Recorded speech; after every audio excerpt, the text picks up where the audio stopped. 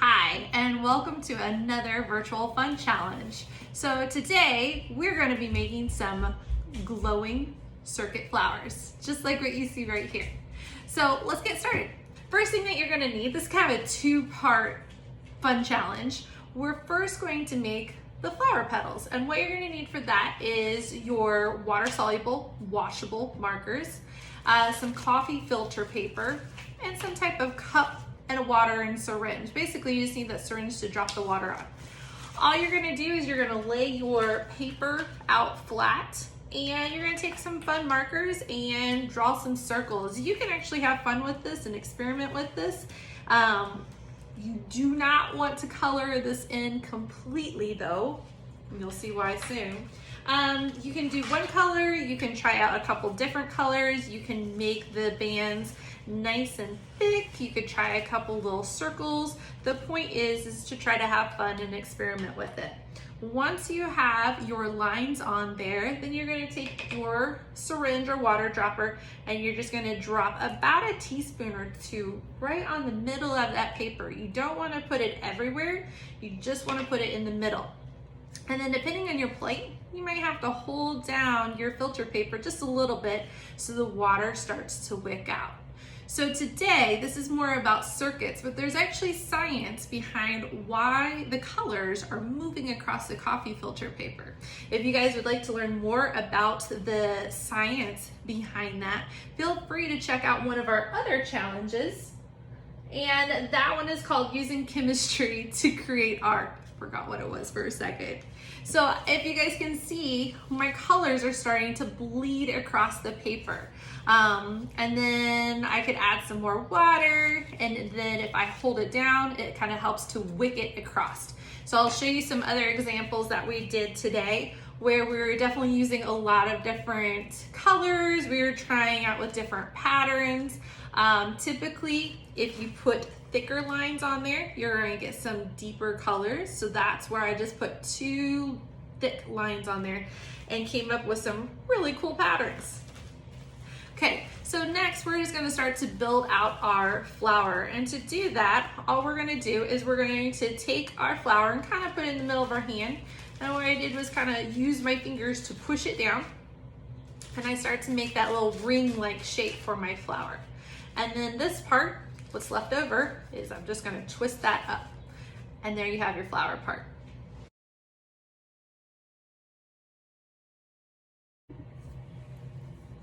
For the next part, it's all about the science. So I'm going to use my LED light, my 2 pieces of wire, and my battery. We're going to talk about the circuits real quick, and we're going to test to make sure everything is working. We don't want to do that because it would be a shame to build our flowers and then for some reason our light's not working or our battery isn't working. So what you're going to do is, if you notice, your LED should have 2 prongs. And so sometimes we might call those legs because they kind of look like a little body with legs sticking out of it.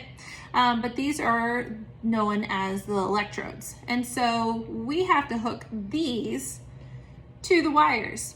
If you have the correct wire, then you'll notice that it has a rubber coating and then it has the metal piece coming out of it. The metal is what conducts the electricity and allows the energy to go through. The rubber on the outside keeps the electricity on the inside so that we're not getting shocked and nothing's getting burned. So I've exposed the tips, so that means that I've removed some of that rubber coating. And what I'm going to do is I'm going to take that end that just has the metal and I'm going to wrap it around one of those legs for the light. And then I'm going to take my other one and I'm going to do the same thing. I'm just going to wrap it around.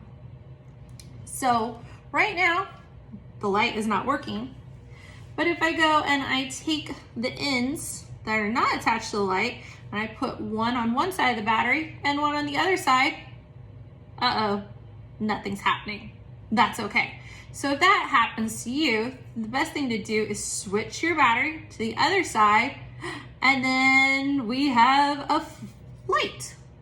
And this one's pretty cool because it actually is changing colors. So I'm going from green to blue I'll get a red in there. That's pretty cool. And so I've tested out my light. My light seems to be working. Again, if you touch everything and it's not working, that just means our battery is facing the wrong direction. So we have to flip it the other side. So here I have a complete circuit.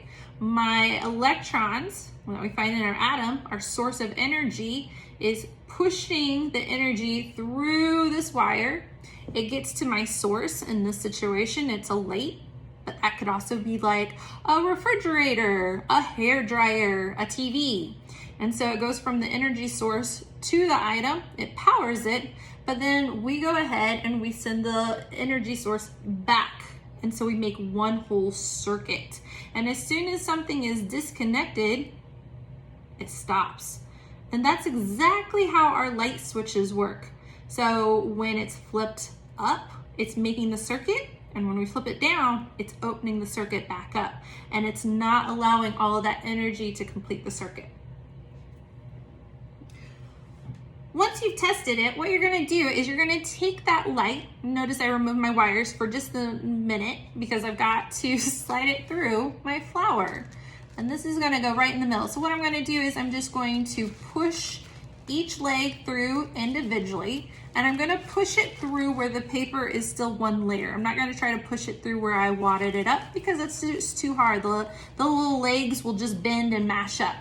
And then what I'm gonna do is I'm going to take my wire and I'm gonna, again, just wrap it around to make that full connection. And I'm gonna take my other one and wrap that around and make that full connection. You gotta make sure that they are tight and they are not touching so that we are making the full circuit. And once you have that, I'm gonna go ahead and use the electrical tape and I'm gonna wrap it around there. Once you have your electrical tape wrapped around your bottom of your flower, my suggestion before you get all the way to the end is go ahead and take that battery real quick and test it one more time to see if your light comes on. Again, if you don't see that light come on, try switching your battery to the opposite side. And there, if you guys can see, my light is lighting up. And so I just want to do that just in case as I was taping up my flower, if anything came loose, it gives me an opportunity to kind of double check that. Once you have your tape wrapped around to secure everything, we now officially have our flower. You can kind of play around with that later to kind of move it, adjust it, make it look pretty. The next thing that you're going to do is you're going to use your clothespin. And for me, what I found to be the easiest is I'm going to kind of place it in the part that we would normally pinch. And I'm going to go ahead and tape this in place. But keep in mind, we still have to add something down here. So you need to make sure that you still have a little bit of movement. So all I'm gonna do is put the piece of tape lightly around the outside, just one layer, just so my flower isn't flopping around everywhere. This next part may be the trickiest, but the reason that we're doing it this way is because we want to be able to add and remove our battery source. If we leave our battery in, at some point, it's going to die and we won't have any more of an energy source. So this method allows us to remove it, put it back in, and save some of our battery life so it lasts for a really long time.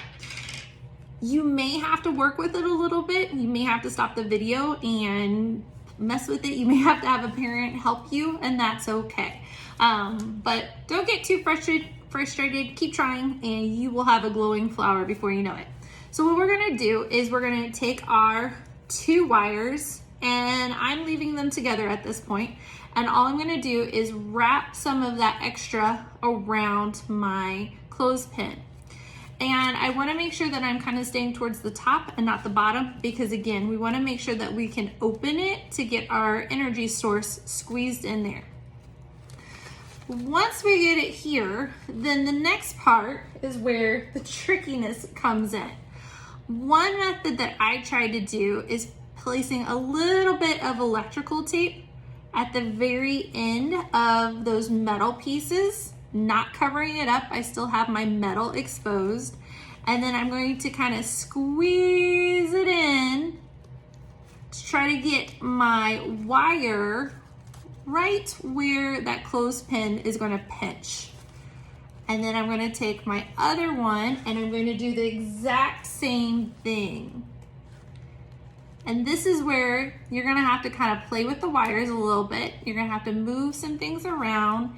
If your wires get loose, like you can see mine already have, that's okay. We're going to cover them up in a little bit, and so we can kind of squish them back down.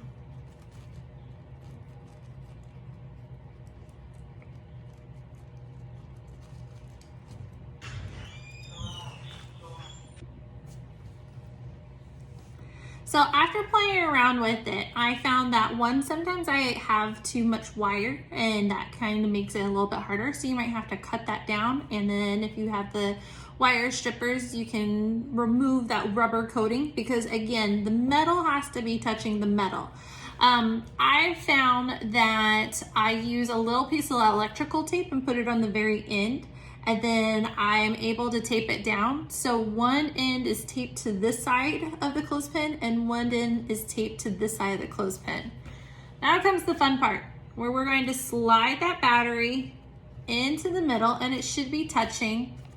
But again, if your light isn't working, you should know what to do. We're going to take it out and we're going to turn it around and we're going to switch it. And you guys probably didn't see it, but there we go. It was flashing there, but I keep losing connection. So that means something isn't making a full circuit. And since I already tested out the top part, then I know that something isn't touching down here. And so I might have to wiggle my cords around. I might have to wiggle my battery around a little bit to try to get that better connection for touching both ends of the battery.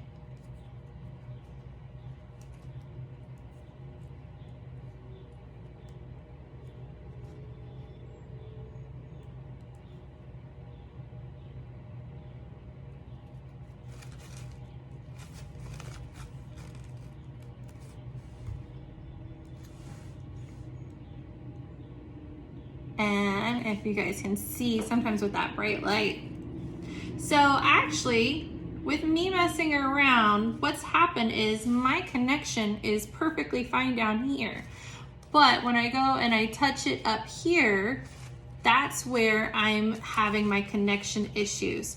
So with me wiggling it around a little bit, I've actually moved around some of my metal pieces. And I actually just found the problem is that when I squeezed them together, one of my exposed wires had moved, had kind of frayed open and was touching the other one.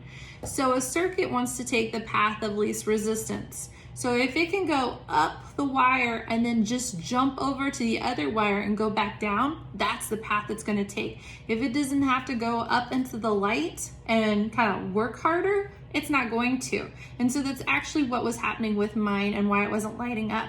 One of these little wires had gone over and touched the other wire, and so my energy was just taking a shortcut.